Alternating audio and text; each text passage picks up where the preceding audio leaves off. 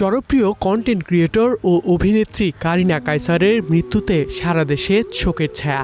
Liver জটিলতায় চেন্নাইয়ে চিকিৎসাধীন অবস্থায় তার মৃত্যু হয়। কিন্তু তার মৃত্যুর খবরে সামাজিক যোগাযোগ মাধ্যমে উল্লাস করে একটি পক্ষ।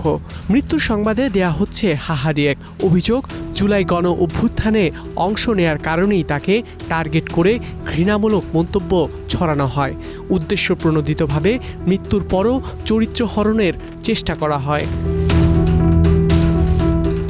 সামাজিক মাধ্যমে কোনো মানুষের মৃত্যু নিয়ে এমন কুরুচিপূর্ণ মন্তব্য এবং এক প্রকার নোংরা উল্লাস আগে কখনোই দেখা যায়নি।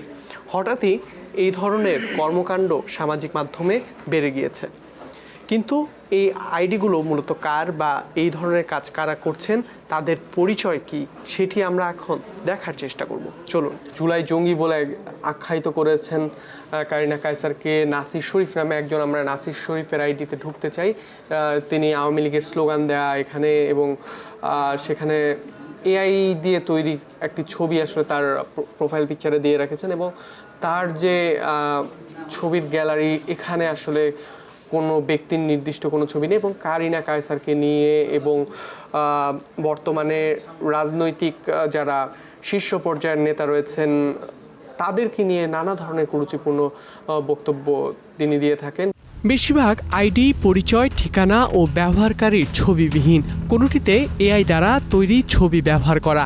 যাদের আসল ছবি দেয়া তাদের ঠিকানা বিদেশে। বিশ্লেষকরা বলছেন ফেক আইডি ও বটের মাধ্যমে সমন্বিত ক্যাম্পেইন চালানো হচ্ছে। বিভিন্ন এজেন্সিতে বিনিয়োগ করা হচ্ছে পতিত আওয়ামী লীগ সরকারের পক্ষ থেকে। নির্দিষ্ট পরিমাণ টাকা খরচ করলে কাউকে আপনি গালি দিতে পারবেন কোঅর্ডিনেটেড ওয়েতে, কাউকে আপনি কারো প্রশংসা করতে পারবেন।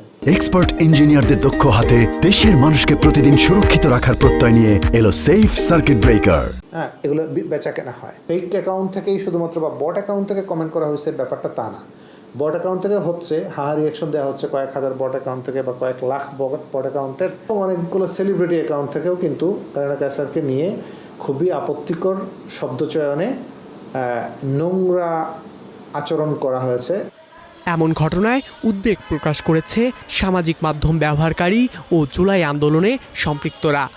কারিনা কায়সারের এই মৃত্যু আমাদেরকে একদম চোখে আঙুল দিয়ে দেখিয়ে গেছে যে আওয়ামী লীগ আসলে কেমন, এই নিষিদ্ধ সন্ত্রাসীরা কেমন, যারা আসলে জুলাইয়ের পক্ষে একটা স্ট্যাটাস দিয়েছে তাদের মৃত্যুতেও ওরা কীভাবে উল্লাস করে। ফ্যাসিস্ট আওয়ামী লীগ যারা পতিত হয়েছে তাদেরকে যে আবার ফিরে এসে বাংলাদেশের মানুষের মধ্যে মিশার দ্বিতীয় কোনো রাস্তা নেই। তাদের যে আগ্রাসী আচরণ অতীতে ছিল তা এখনও বর্তমান আছে। তাদের মানসিকতাটা এমনভাবে বিকৃত হয়ে গেছে, তারা যে একটা বিবেক বিবর্জিত কাজের সাথে জড়িত বা এমন একটা কাজ করছে যেটা আসলে সামাজিকভাবে স্বাভাবিকভাবে করা উচিত না। কারো কারো রাজনৈতিক উদ্দেশ্য থাকতে পারে, আমরা দেখেছি অনলাইনে, তো সেটা দুঃখজনক। এটা একটা অমানবিক আচরণ আর কি, যে আপনি একজন মানুষের মৃত্যুতে ব্যথিত হওয়ার পরিবর্তে আপনি সেটিকে নিয়ে আরও উপহাস করছেন।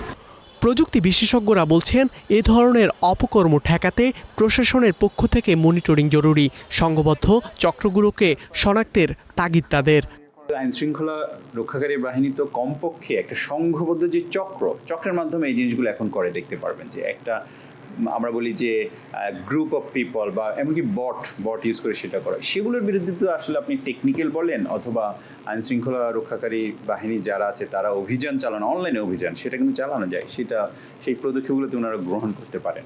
সেই সঙ্গে এসব বিষয়ে তৎক্ষণাৎ ব্যবস্থা নিতে সামাজিক প্ল্যাটফর্মগুলোর কর্তৃপক্ষের সঙ্গেও দেশের নিয়ন্ত্রণ ও আইন শৃঙ্খলা সংস্থার যোগাযোগ বাড়ানোর তাগিদ তাদের। ওনাদের এমন মডারেটর আছে যারা জিনিসগুলো রিভিউ করেন, তারা হয়তো আমার ভাষাটা বুঝেনি না। মৃত্যু নিয়ে অবমাননাকর মন্তব্য শুধু একজন মৃত মানুষের প্রতি অসম্মান নয়, এটি একটি সমাজের নৈতিক অবক্ষয় বলছেন বিশ্লেষকরা।